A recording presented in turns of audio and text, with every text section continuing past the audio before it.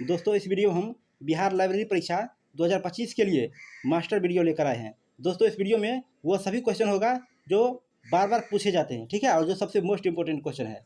इसलिए दोस्तों आप लोग वीडियो को शुरू से अंत तक जरूर देखिए। चलिए दोस्तों आज का वीडियो शुरू करते हैं। पहला क्वेश्चन है कि पुस्तकालय विज्ञान के जनक किसे कहा जाता है? तो इसका सही आंसर हो जाएगा option number B, doctor SR Ranganathan को। चलिए अगला क्वेश्चन है कि DDC अर्थात डिवे डेसिमल क्लासिफिकेशन की रचना किसने की? तो इसका सही जवाब होगा ऑप्शन नंबर सी,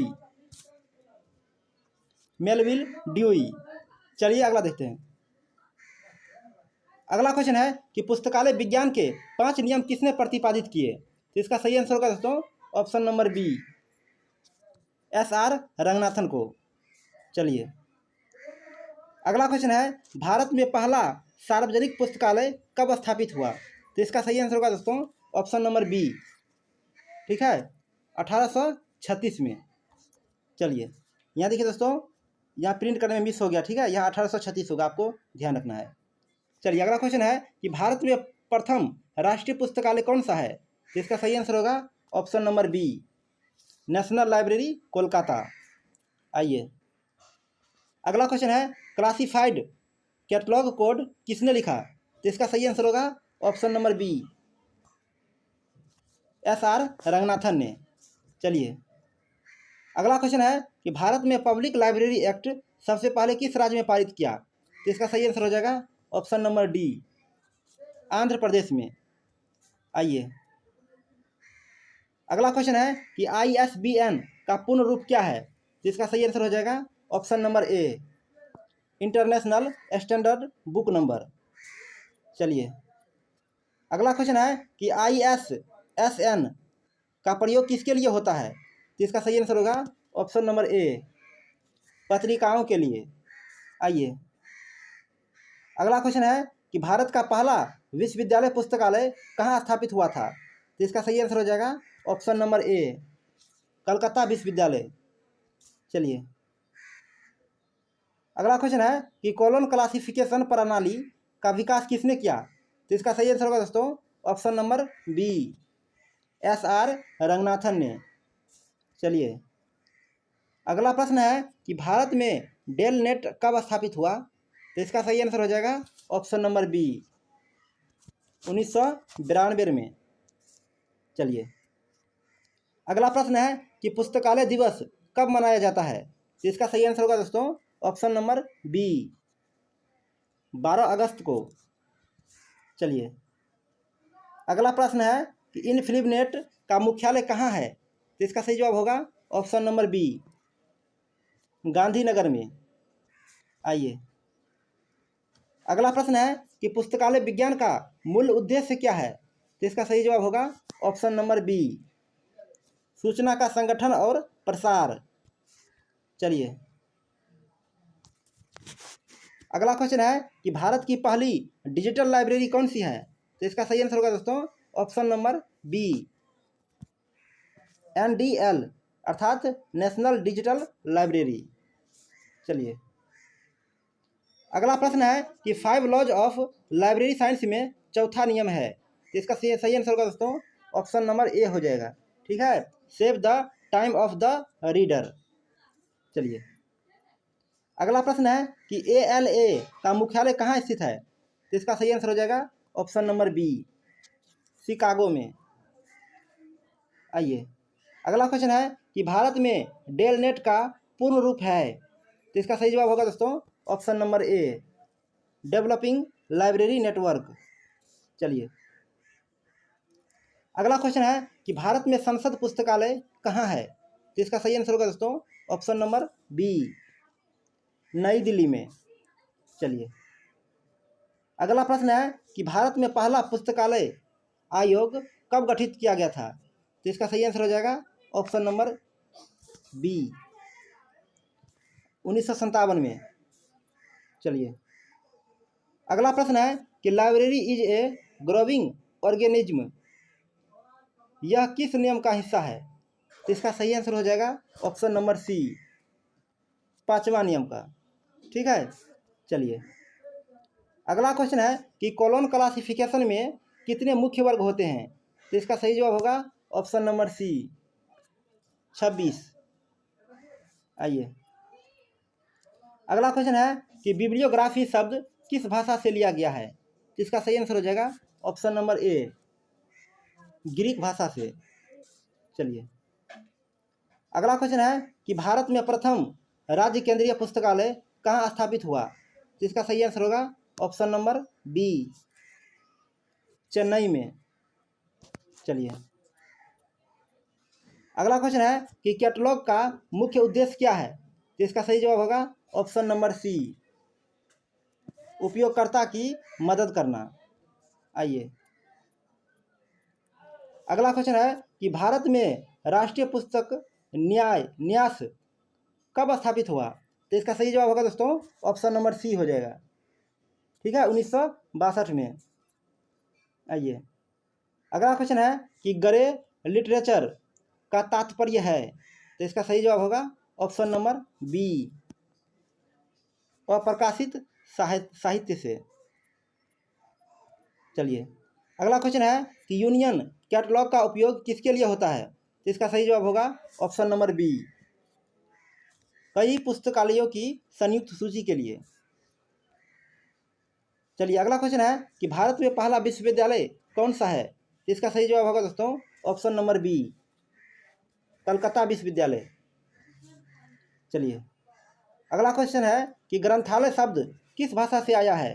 तो इसका सही आंसर होगा ऑप्शन नंबर ए संस्कृत भाषा से। चलिए अगला क्वेश्चन है कि पुस्तकालय में रेफरेंस सेक्शन का मुख्य उद्देश्य क्या है? तो इसका सही जवाब होगा ऑप्शन नंबर बी प्रश्नों के उत्तर देना। चलिए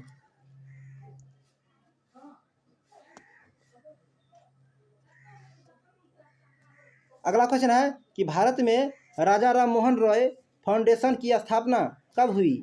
तो इसका सही जवाब होगा दोस्तों ऑप्शन नंबर बी 1972 में। चलिए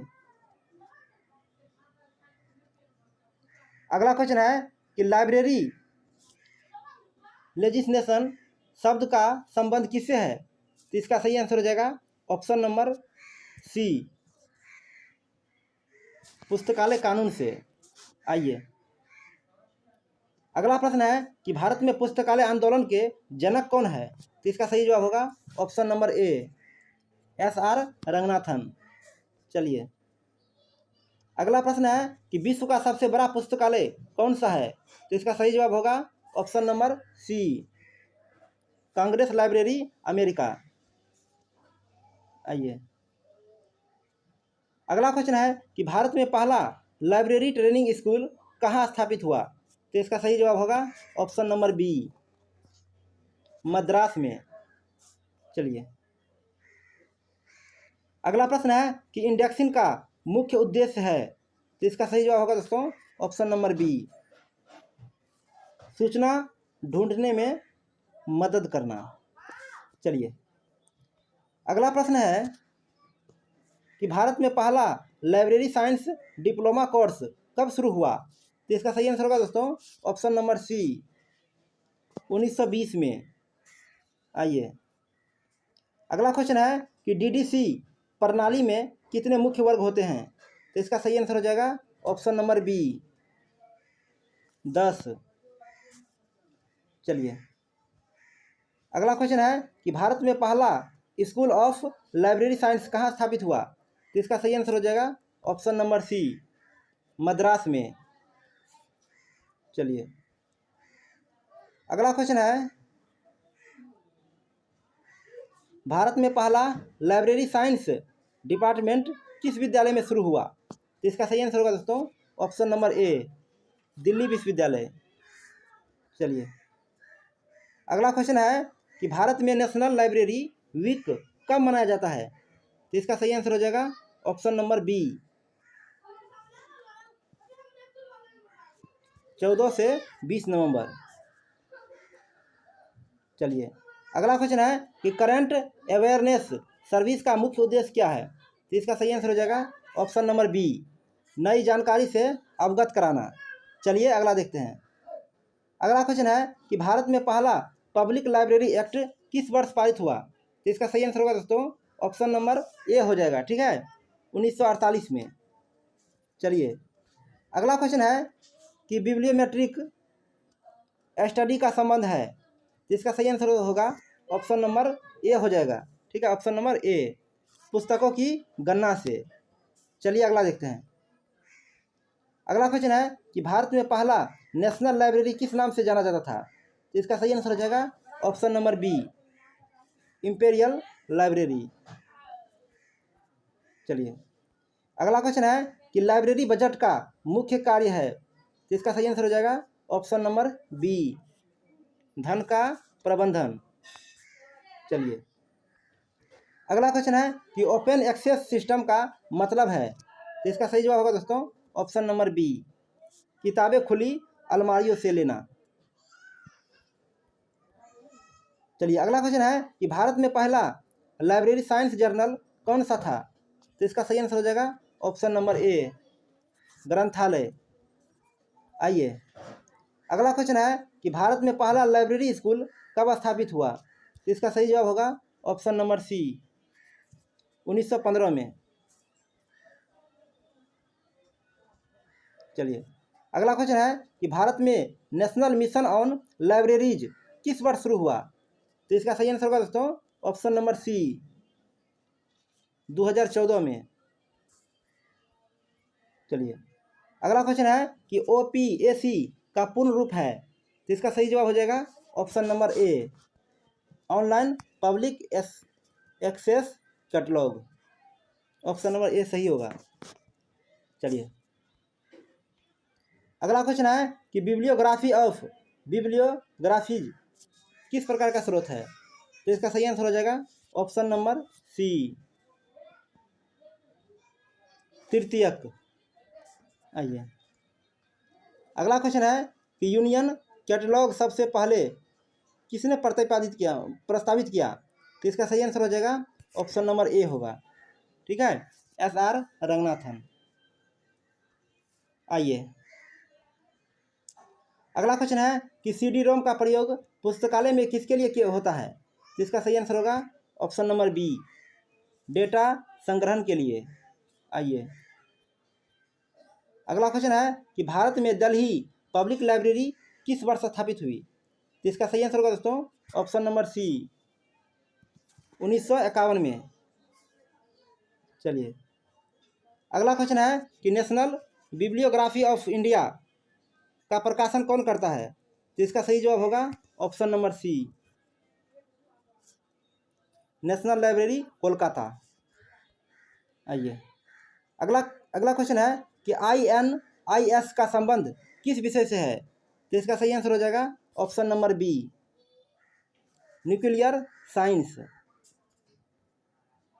चलिए अगला क्वेश्चन है कि AGRIS का संबंध है, तो इसका सही जवाब होगा दोस्तों ऑप्शन नंबर ए, कृषि से।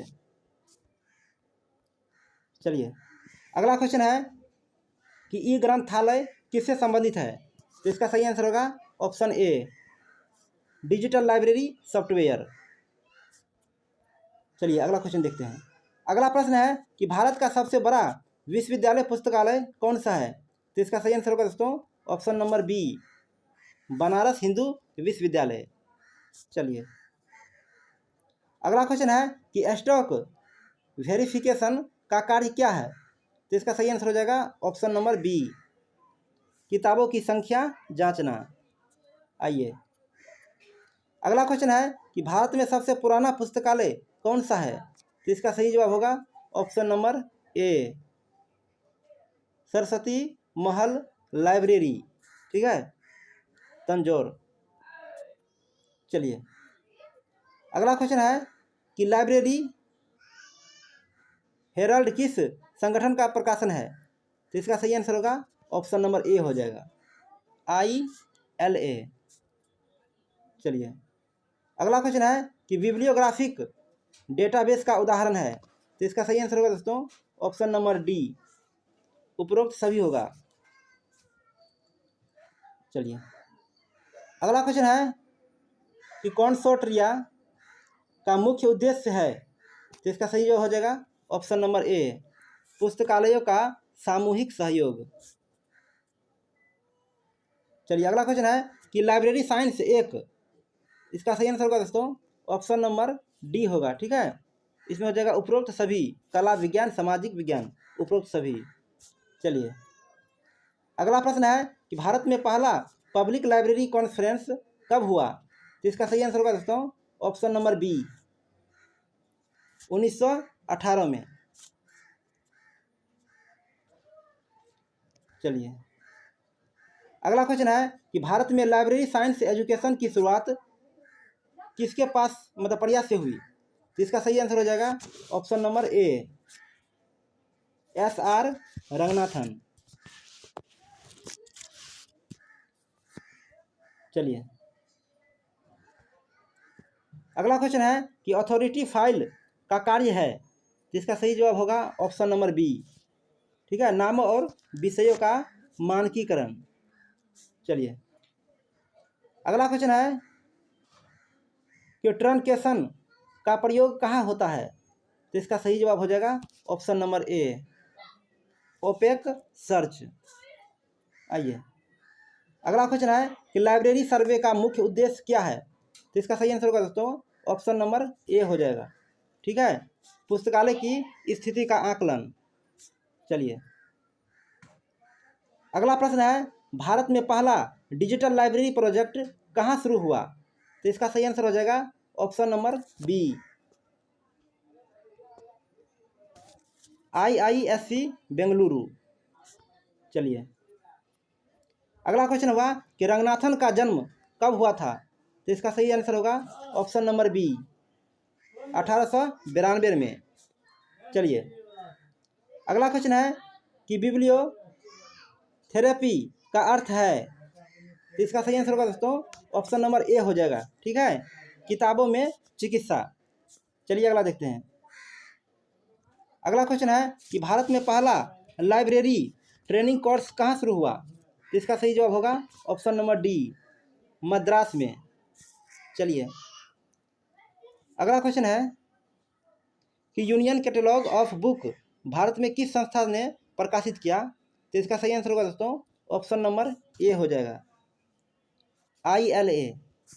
चलिए अगला क्वेश्चन है कि इन्फॉर्मेशन रिट्रीवल का मुख्य उद्देश्य है, तो इसका सही जवाब होगा ऑप्शन नंबर बी आवश्यक जानकारी प्राप्त करना। चलिए अगला क्वेश्चन है कि भारत में पहला लाइब्रेरी साइंस PhD प्रोग्राम कहाँ शुरू हुआ? तो इसका सही आंसर हो जाएगा ऑप्शन नंबर ए दिल्ली विश्वविद्यालय में। चलिए अगला प्रश्न है डॉक्यूमेंटेशन का मुख्य उद्देश्य है, तो इसका सही जवाब होगा ऑप्शन ए सूचना का संक्षिप्तीकरण। चलिए अगला प्रश्न है रेप्रोग्राफी का मतलब है, तो इसका सही आंसर होगा दोस्तों ऑप्शन नंबर बी प्रतिलिपि बनाना। आइए अगला क्वेश्चन है कि भारत में पहला लाइब्रेरी साइंस डॉक्टरेट किसने प्राप्त किया? तो इसका सही जवाब होगा ऑप्शन नंबर ए SR रंगनाथन। अगला क्वेश्चन है कि लाइब्रेरी एसोसिएशन ऑफ इंडिया की स्थापना कब हुई? तो इसका सही जवाब है ऑप्शन नंबर बी 1933 में। चलिए अगला क्वेश्चन है कि स्टॉक रूम किसके लिए होता है? तो इसका सही आंसर हो जाएगा ऑप्शन नंबर ए किताबें संग्रह करने के लिए। चलिए अगला क्वेश्चन है थिसॉरस का प्रयोग किसमें होता है? तो इसका सही जवाब होगा दोस्तों ऑप्शन नंबर ए। ठीक है, सब्जेक्ट इंडेक्सिंग। आइए अगला क्वेश्चन है कि यूजर एजुकेशन का उद्देश्य है, तो इसका सही जवाब होगा ऑप्शन नंबर ए उपयोगकर्ताओं को पुस्तकालय का सही उपयोग सिखाना। आइए अगला क्वेश्चन है कि भारत में पहला चिल्ड्रंस लाइब्रेरी कहाँ स्थापित हुआ? तो इसका सही आंसर हो जाएगा ऑप्शन नंबर सी कोलकाता में। चलिए अगला क्वेश्चन है कि लोन सिस्टम का अर्थ है, तो इसका सही आंसर होगा दोस्तों ऑप्शन नंबर बी किताबें उधार बेचना। आइए अगला क्वेश्चन है consortium for E resources in agriculture का संक्षिप्त नाम है। तो इसका सही आंसर होगा दोस्तों ऑप्शन नंबर ए हो जाएगा। ठीक है, CERA। चलिए अगला प्रश्न है कि लाइब्रेरी साइंस की पढ़ाई भारत में सबसे पहले कहाँ शुरू हुई। तो इसका सही जवाब है ऑप्शन नंबर बी, मद्रास में। अगला क्वेश्चन है कि इंटरनेट किस प्रकार का स्रोत है। तो इसका सही जवाब होगा ऑप्शन नंबर डी, उपरोक्त सभी। चलिए अगला क्वेश्चन है कि वेब OPAC का उपयोग कहाँ होता है। तो इसका सही जवाब होगा ऑप्शन नंबर ए, इंटरनेट आधारित कैटलॉग खोज। चलिए अगला क्वेश्चन है कि भारत का पहला लाइब्रेरी एक्ट किस राज्य में लागू हुआ। तो इसका सही जवाब होगा दोस्तों ऑप्शन नंबर ए, मद्रास में। अगला क्वेश्चन है कि ग्रंथालय विजनन पुस्तक किसकी है। तो इसका सही आंसर होगा दोस्तों ऑप्शन नंबर ए हो जाएगा। ठीक है, SR रंगनाथन। आइए अगला देखते हैं। अगला क्वेश्चन है कि DDC का 22वां संस्करण कब प्रकाशित हुआ। तो इसका सही जवाब होगा ऑप्शन नंबर बी, 2003 में। चलिए अगला क्वेश्चन है कि भारत में पहला ओपन यूनिवर्सिटी लाइब्रेरी कहाँ है। तो इसका सही जवाब होगा ऑप्शन नंबर ए, IGNOU नई दिल्ली। चलिए अगला क्वेश्चन है CAS और SDI का संबंध है। तो इसका सही आंसर हो जाएगा ऑप्शन नंबर ए, रेफरेंस सर्विस। चलिए अगला क्वेश्चन है कि लाइब्रेरी एक्सटेंशन सर्विस का मुख्य उद्देश्य है। तो इसका सही आंसर होगा दोस्तों ऑप्शन नंबर ए, ग्रामीण क्षेत्रों तक पुस्तकालय सेवा पहुंचाना। आइए अगला क्वेश्चन है कि ग्रंथालय रत्न उपाधि किसे दी जाती है। तो इसका सही आंसर होगा दोस्तों ऑप्शन नंबर ए, उत्कृष्ट पुस्तकालय अध्यक्ष। तो चलिए दोस्तों आज के लिए इतना ही। दोस्तों अगर वीडियो अच्छा लगा हो तो प्लीज़ लाइक कर दीजिए और चैनल को सभी लोग सब्सक्राइब कर लीजिए। ठीक है, चलिए।